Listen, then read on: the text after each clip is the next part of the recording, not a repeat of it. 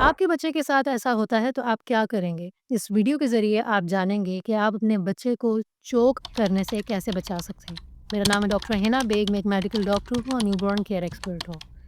अगर आप new parent हैं और अपने बच्चों के कॉमन हेल्थ इश्यूज़ का सॉल्यूशन रिसर्च बेस्ड चाहते हैं, तो ये चैनल आपके लिए है। चोकिंग क्या है?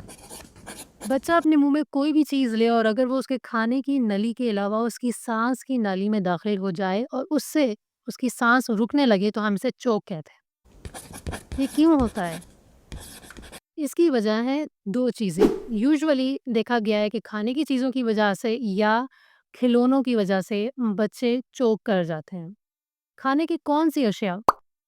ग्रेप्स हैं, पीनट्स हैं, ड्राई फ्रूट्स हैं या मीट का कोई मोटा टुकड़ा यानी गोश्त।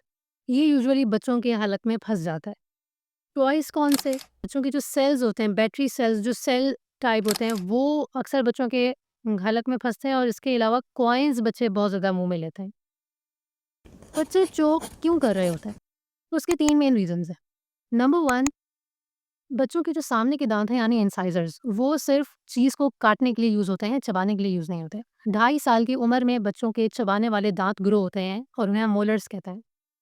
ये दाँत अभी डेवलप नहीं हुए हुए होते हैं, जिसकी वज़ह से बच्चा बड़ा-सा चंक मुँह में काट लेता है और वो उसे ओवरऑल पूरा स्वॉलो करने की कोशिश करता है। पहला रीज़न तो ये है। सेकंड रीज़न क्या है? सेकंड रीज़न है कि च्यूइंग टेक्नीक यानी चबाने की सलाहियत। बच्चे अभी छोटे होते हैं, च्युइंग यानी चबाना बच्चों को नहीं आता और ये टेक्नीक एक स्किल है। ये यूजुअली टाइम लेती है और 4 इयर्स तक ये डेवलप होती है। ये भी रीज़न है बच्चों का चोक करने का। थर्ड रीज़न, बच्चों का जो एयरवे है यानी जो साँस की नली है, वो एक स्ट्रॉ के साइज़ की होती है ओनली और अगर उसके अंदर कोई चीज़ फँस जाए तो वो बहुत ज़्यादा मुश्किल से बच्चों को साँस लेने देती है और बच्चे इससे बहुत ज़्यादा डिस्टर्ब हो जाते हैं। तो ये एक बहुत खतरनाक चीज़ होती है छोटे बच्चों के लिए। रिसर्च के अकॉर्डिंग चोकिंग का इंसिडेंट 4 साल तक की उम्र के बच्चों में मोस्ट कॉमनली पाया गया है। हम इसको किस तरीके से बचा सकते हैं? अगर आपका बच्चा चोक करता है तो आपने बच्चे को 45 डिग्री एंगल पे लिटाना है और उसकी कमर पे 5 थ्रस्ट देने हैं जैसे कि इस वीडियो में दिखाए जा रहे हैं। थ्रस्ट आपने कहाँ देना है? जो उसके शोल्डर ब्लेड्स हैं, उनके दरमियान में 5 मर्तबा आपने इस तरीके से हाथ की शेप बना के बच्चे को थ्रस्ट देना होता है। 5 टाइम्स ऐसे करने के बाद आपने बच्चे को सीधा करना है और उसकी जो निपल्स हैं दोनों, उनके दरमियान एक इमेजिनरी लाइन आप समझ लीजिए कि निपल के नीचे आपने बच्चे को अगर वो 2 साल से छोटा है, तो सिर्फ़ 2 उँगली की मदद से आप 5 मर्तबा वहाँ पे प्रेस करेंगे और अगर वो बड़ा है, तो आप पूरा हाथ इस्तेमाल कर सकते हैं उसे प्रेस करने के लिए। 5 टाइम्स आपने यहाँ पर ऐसे करना होगा। फिर आप दोबारा बच्चे को टर्न करेंगे, उसके बैक पे ऐसे करेंगे, फिर दोबारा आप उसको फ्रंट पे करेंगे और ऐसे करते रहेंगे। ये अमल आप उस वक़्त तक करेंगे जब तक वो ऑब्जेक्ट उसके हलक से बाहर ना आ जाए। ऐसा हम क्यों करते हैं और इससे फ़ायदा क्या होता है? ये मैनूवर करने से अंदर वाइब्रेशन क्रिएट होती है सांस की नली में और ये वाइब्रेशन इतनी स्ट्रांग होती है कि अगर जो चीज़ भी हलक में मौजूद है वो बच्चा बाहर निकाल देता है। एटलीस्ट 4 टू 5 मिनट्स तक ये मैनूवर आपने करते रहना है। इसमें ख्याल किन चीज़ों का करना है?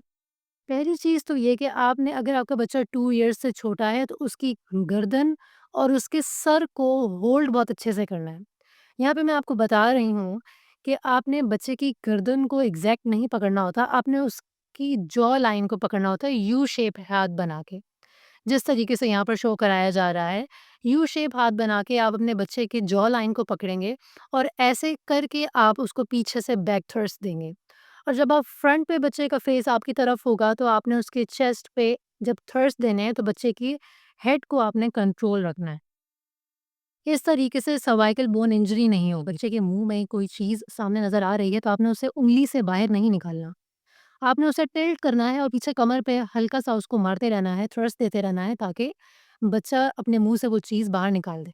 अगर आप मुँह में उँगली उसके डालेंगे तो ऐसे करने से मज़ीद दोबारा चीज़ अंदर जा सकती है, तो ये रिस्की है। ये मैनूवर परफ़ॉर्म करने के बाद भी अगर आपका बच्चा चोक कर रहा है और ऑब्जेक्ट अभी भी बाहर आउट नहीं हुआ, तो आपने बच्चे को हॉस्पिटल लेके जाना है।